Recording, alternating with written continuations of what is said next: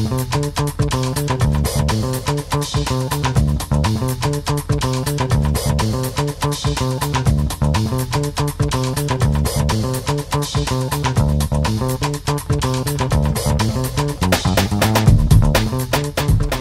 me jump in right now and start talking about our friend Rhys Williams. Skipper and I took 13 years to get 2 bachelor's degrees out of Penn State. Right? Now read this. I got both of them. Yeah. You didn't have to tell. All right. How about Harvard undergraduate, Florida Law, Florida MBA, co-founder New World Angels, current president DeQuesta BioVentures. Let me just quickly tell you, I'll just take maybe 2 minutes and tell you a bit about New World Angels. We're in our 11th year now. We're 50 accredited investors. We have 35 members in the Tri-County area of Southeast Florida. It's Miami-Dade through Palm Beach. And we also have a Tampa Bay chapter. But I'm very happy to say we have a member that drives over from Orlando, another one up from Sarasota. So it's a phenomenally exciting and good time to be an angel investor. I call it the Goldilocks period. Valuations are still reasonable, not too high, not too low. We're seeing phenomenal technologies and great teams. And having lived through at least 2, probably 2.5 market cycles going back to the late 90s, it ain't always like this. It's going to get ugly, and soon the silly season is going to be upon us, where all your friends that you personally know that watched you for years and kind of your little kind of pet fan, but you know that's a nice person, great guy, love a beer with him or her, they should never start a company. Those people are going to start companies, and they're going to start looking for capital, et cetera, and that's, and valuations go crazy, and everybody gets into it. So this is a great time to raise capital, and it's a great time for you to be selective as entrepreneurs to pick with whom you want to form partnerships in terms of raising capital. So we're in our 11th year. We've done now 12 deals. We were not active until about 2007. So I'd say we average about 2 deals a year. That does not include the follow-on rounds. Generally, when we invest in a company, we'll invest 2 more times after that. Because we like to stay supportive, and frequently we like to see the progress. And so it's something, if it was good then, it's twice as good now. Our investment thesis, we started small. We were only doing initially about $200,000 investments, $250,000. More recently, we closed an $800,000 round and another $720,000 round. We are very active right now. Through last week, we closed 5 deals. We've never done that in 1 year. So it's just there's a lot of people who've made money in the public markets and in real estate, and frankly with fixed incomes being what they are, the fixed income market, which used to be at fully anywhere from 1/3 to half of someone's portfolio, they can't really invest there, so they're looking for alternatives, and that's really good for everyone at this table. And I should have asked, actually, how many people here are entrepreneurs or business owners? I love this audience. This is great. All right. Wonderful. Often you get a mix of service providers and academic people and entrepreneurs, and it's hard to actually feel anything in common with everybody, but also to be, relevant. So this is great. And thank you, Michael. Thanks for the opportunity. I do want to say, too, I have the privilege of serving with Dale previously on the FAU Foundation Board, and I think we're neighbors at the Research Park at FAU. So he's a wonderful resource. And Colette, I'm sorry I missed your deal. I was not quick enough and smart enough. I think by the time we figured out what she was doing, her valuation was beyond our little scope there. But we're cheering you on the sidelines, and you're an inspiration to a lot of entrepreneurs in the region. So, all right, I'll take that question. Right, well, these really applied more for us side. So I think what he gave you as far as your presentation. What do you look for in a deal? Sure. Okay.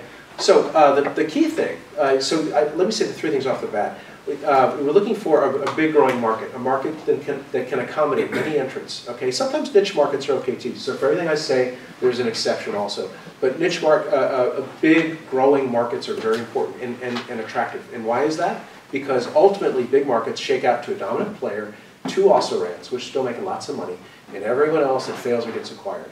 And as an investor, I want to play on that field because I know I'm going to make money somewhere. Even if I'm not the top dog, one of the other also-rans, as long as they don't fail, will probably get acquired. Even if I don't get my 10 or 30x that I'm hoping for, I might double or triple my money on some of the also-rans. So I'm looking for that. I look at growth rates. I look at total size of the market. And there's something called served available market. Somebody will say, our market is $1 trillion globally. Yeah, but you're not going to sell in Mongolia. And for the relevant period here, you're going to, the 3 to 5 year period, your market is probably North America. So then we kind of drill down further. What's the real size of the market? If you're talking smaller markets, it's not a dig against you, but it just makes it, deals get killed by a death of 1,000 paper cuts. We're looking to check as many boxes as possible. And if there's a few that get the negatives after a while, you know, we see anywhere from 15 to 40 deals in a given month. So it's very much, we realize we miss a lot of good deals, but we can't afford it as part-time investors, as hobbyists, as people who are madly in love with entrepreneurship and technology and risk. We can't afford to study every little thing. So you have as you're raising capital with angels and venture capitalists, be aware of that. You have to get your strengths out there quickly and try to mitigate and minimize your downside as much as possible. So we talk about market. Then we're looking for something novel, a novel technology or a novel, hopefully a novel product that encompasses the technology. Because that is where the real upside is. You know, we're looking for disruptive technology. We're looking for new markets. We're looking for things that scale. Scale is key. What's the definition of scale? Your unit costs will drop over time, not increase over time. Okay, that's a key definition, but few people think about that. Software is great because software scales. It's wonderful. Professional services do not scale. A lot of things do not scale. Are they a business? Yes. Are they a company? Yes. Could they be a good lifestyle company for your family where you make 5, 10, 15 million a year? Yes. But they're not for an entrepreneur that really is trying to make 10 to 30 times his or her investment. Why are we so greedy? Why do we need a low valuation? Why are we trying to make 30 times our money? Because if I make 10 investments, 7 of them are worthless in 3 years. I know that going into this game. Okay, I don't like it. And sadly, some of those ones are supposed to die don't.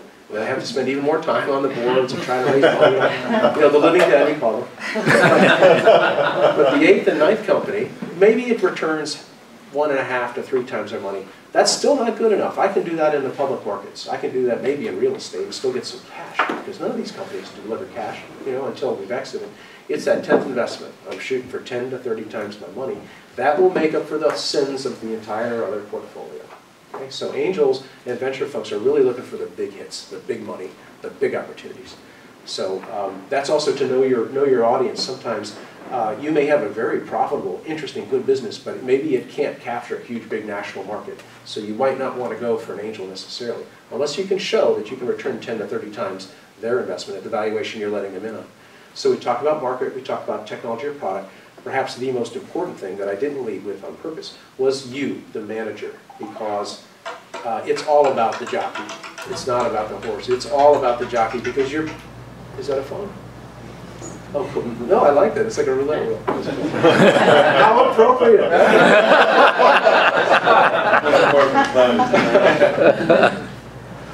The business plan. Business plans. I forgot who said this. My wife can tell me. But business plans are good, but the business planning process is everything. So that discipline. Dwight Eisenhower. Dwight Eisenhower said that, okay, plans are worthless, planning is everything. That discipline that you go through. Because your plan, most often the plan that you cross the goal line with as an entrepreneur is very radically different than what you started with. And that's where you earn your money, your ability to weave, dodge, shift, move, and pivot. You got to pivot. Markets will shut down. You'll misexecute. You'll hire the wrong person. You'll get involved in lawsuits. 1,000 things will go wrong when you're building this big, robust business. But how you adapt to that as a manager and deal with crises and failure and humiliation, honestly, that's what we're betting on. So, and that's really hard. That's hard as an investor to figure out. And so those are the 3 big things we look at. Okay. And guess what makes up for a lot of sins? A low valuation. We're greedy and we're scared of losing our money. Okay, so if you're like, well, you know, there's a young gal there, she's just out of college, she doesn't really have a lot of experience, but a lot of enthusiasm, love the market, love the technology, and the valuation is really good.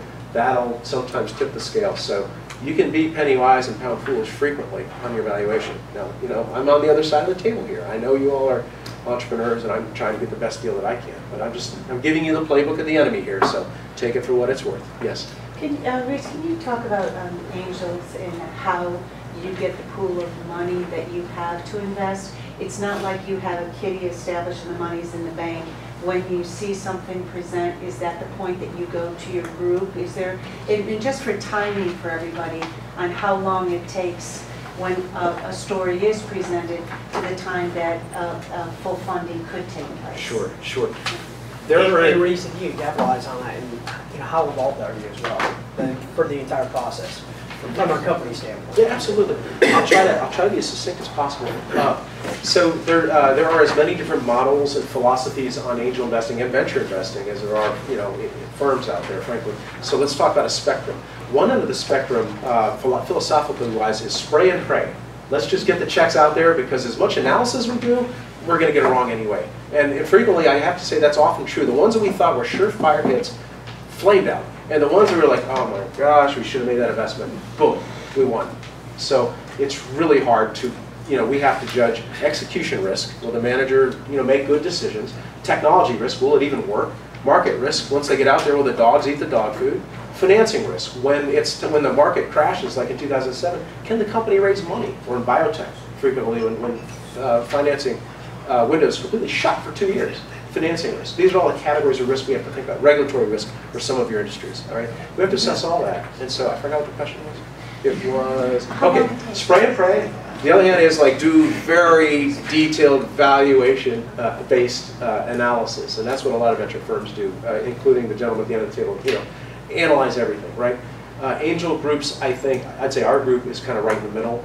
Honestly, because we're not full time. Our 50 members have day jobs, or they're retired and are seasonal and are only here half the time, etc. This is a hobby, but they also hope to make some money, and so we do the best we can as volunteers and part timers. So that's one aspect. Now, in terms of the availability of the money, some angel groups go from it's called pass the hat groups. It's like, okay, who like that? And here's the diligence package. Who's in it? And it's individual checks, and that's it. There's no formal structure around it, right? The downside to that for an angel or our group is that you don't get the leverage of putting all the money together. You don't negotiate for a board seat, and you don't get reporting. You don't get a single K1 at tax time, etc. And it's also a downside for the entrepreneur frequently. Wouldn't you rather deal with one person as opposed to 50? The flip side is there are many angel groups that are sort of structured as funds. The group in Naples. UCF also? UCF also. UCF, the one in Naples. Everybody buys in. So you write $50,000 now, and we'll deploy it over the next 3 years or whatever. Okay, we are right in the middle. My background, I was with a $160 million venture fund back in the dot-com era, 12 years ago. Has anybody heard of Gartner, the Gartner Group? Okay, we were like a captive venture capital fund of Gartner. I worked for the CEO who then became chairman, and so we did $160 million. And so myself and several other folks from the industry started New World Angels 11 years ago. That kind of informs our discipline, our processes, for better and for worse. We'll talk about time to close in a second. But so what we do is we tell our members, if you sign on that line, you are committed to $10,000 per deal that the investment committee approves. Okay, you guys do the diligence, and you can join the board and be, et cetera, et cetera. But if the investment committee of 12 individuals approves a deal, you're in, 10,000 minimum. And that is really helpful to the entrepreneurs and to us because we know going into the deal what the minimum amount we have. We know for now with 50 members, we're good for $500,000 every single deal. If someone says, I can't do it, or I don't want to do it, I hate this deal, we tell them, we told you this was collaborative investing, okay? And if you don't play well with others, you should have known that before you walk through the door. And they're gone. And they're embarrassed. And we wash our hands. And that hasn't happened for 6 years. So it's a culture. It's a cultural thing. It's really important. How do y'all do the exit strategy? Well, I mean, that's really too that we ask the entrepreneur, in terms of, and so the companies, 85% of exits are now merger and acquisition. Very few companies actually go public. Although that's changed recently with the change in the new media markets. But it's almost all acquisition. And it's been that way for many years, about 4 or 5 years now. So when you actually structure a deal, you actually place in there how that is going to be in the time? Or that's beyond our ability to control. Okay. But we want to see, is the entrepreneur driving towards exit? Okay. One of the worst things is a lifestyle company. Yeah. And that happens frequently. If they miss their window or whatever, all of a sudden, I kind of like my salary. I kind of like the psychic income comes from seeing my name in the paper, being called a CEO. That's good, but what about the exit? You got to raise more money. Oh no, I'll get diluted. No, you got to raise more money and refocus and go after the next target.